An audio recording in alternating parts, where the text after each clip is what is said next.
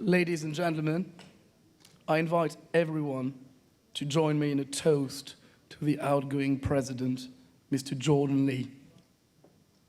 Mr. Jordan Lee.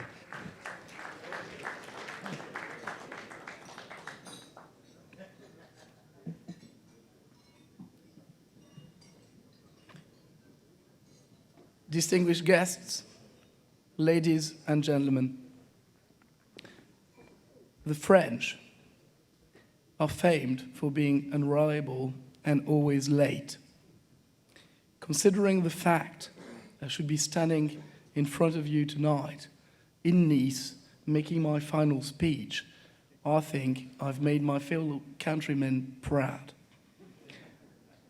Last year, I was placed in front of one of the most difficult decisions I've ever had to make. I had just taken a major new step in my career, moving to London and having to put together a new cotton trading operation. This required all my energy and more, as you can hear. Being ICA president was another challenge, which I relished. But there was little point trying to serve the association without my full attention to the job. A handful of past presidents, in their role as the wise men of the association, questioned my becoming president whilst joining a company that was unknown to the cotton world. And tonight, I'd like to sincerely thank them for their wisdom as they led me in the right direction. Looking at the whirlwind that has been the last 18 months for me, I believe it would have been a disservice to the association and to you, its members, to try and be president whilst working day and night with a wonderful bunch of people to set up a new cotton operation. The decision wasn't easy, but I received sound advice from family and friends in and out the industry, for which I am very grateful. Remaining first vice president for another year was the right decision.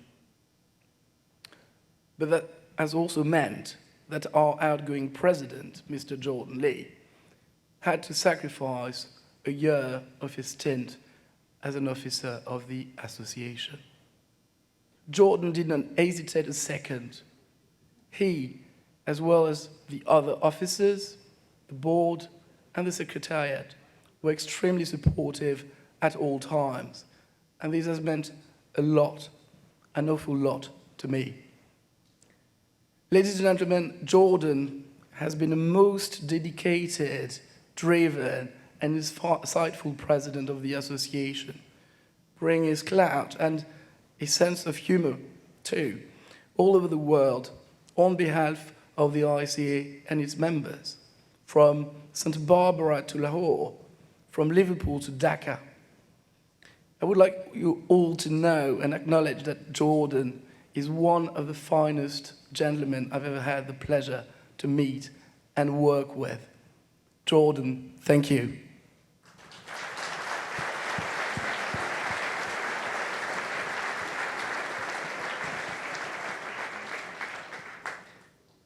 I know that some members who rarely happen to be on committees always complain that the association is not doing this or doing that, or could do this or that better, or regret the good old days. Sometimes all this at once. Whilst there is always a long list of areas to improve, I would like us all to take a step back and remember what the association looked like 10 years ago and where it is today. It is a credit to the foresight of its board, to the continuous work of its committees, and to the commitment of its secretariat to realize how much progress has been made. The diversity in the background of the directors and members of the association proves beyond any doubt that we talk the talk, but we also walk the walk. My Latin blood boils when I hear, to this day, people calling the association a merchants' club, as if it was some relic of the British colonial era. To use the words of a famous watch manufacturer, as officers, board members, committee members, we never own the association. We merely look after it for the next generation. And frankly, we can't have been doing such a bad job for 174 years. But we have a duty to continuously keep it strong and relevant, and that requires change. We identify issues, we debate, we amend, we implement, we fine-tune, we learn along the way, we make mistakes too. But we listen to what members need, what they have to say, and we're always prepared to improve or change course if required.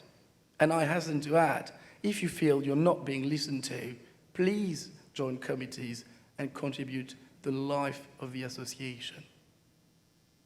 Ultimately, once a decision is made, we have to move on, whether it pleases or not. Let me be crystal clear. We will not take kindly to those whose only mission in life is to protect their petty little self-interest. To see some members throw in legal challenges against us because they oppose change that is blatantly positive for the association, where they'd be hugely benefiting for years from the association, is sad.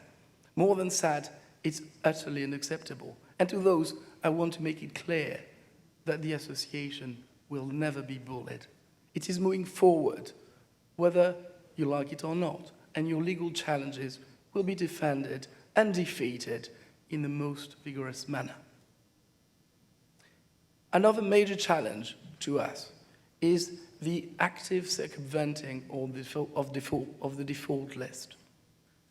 The association has been taking a very benign and patient approach to those members that were found out to have traded with defaulters. I deeply believe that when you deal with people, when you manage people, you can be firm with them as long as you're fair. And not only will you get respect, you will also be listened to. And I fear that the association, by trying to be too fair to some of its members, has not been firm enough. Don't get me wrong, mistakes can be made in good faith, and the ICA Secretariat will handle these situations appropriately. But regretfully, it seems that the benign approach isn't working. On the contrary, the problem is getting worse for a simple reason. The cotton market has been very volatile in the last 18 months, which means that defaults are few and far between. Arbitrations inherited from the 2010-11 season are drawing to a close. Merchants find it more difficult to generate margins, so the temptation is great to cut corners. The ICA principles are not optional. They are permanent. Either one is prepared to abide by them at all times, or one should be a member of the ICA. And that's fine. We cannot stop people buying from or selling to defaulters. But we can, and we will stop members from doing so. There are people in this room who have created shell companies in obscure jurisdictions with the specific intent of circumventing the default list. Well, I've got bad news for you. Keeping up appearances in front of the cotton world whilst making a living out of dealing with defaulters behind the scene is over. We just cannot afford to tolerate this sort of behavior anymore because it ruins the credibility of the association. You see, unlike François Hollande, the other French president, I don't have to worry about being re-elected, which means that I can afford to be unpopular. Although I have to say he does a very good job of that too.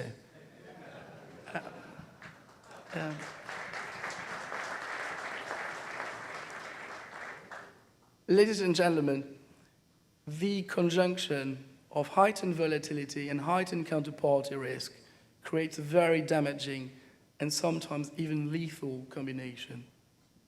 Since 2008, the cotton world has faced two very significant events that have led to such situations.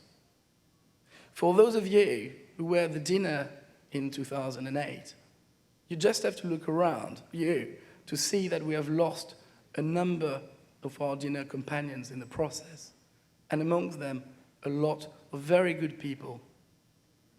It gives me hope to see that a world contract is finally ready to launch, as it will help the whole industry manage risk better and hopefully address the divorce in pricing we have sometimes witnessed between non-US origins and the number 2 contract. I realize at the same time that counterparty risks remains an issue.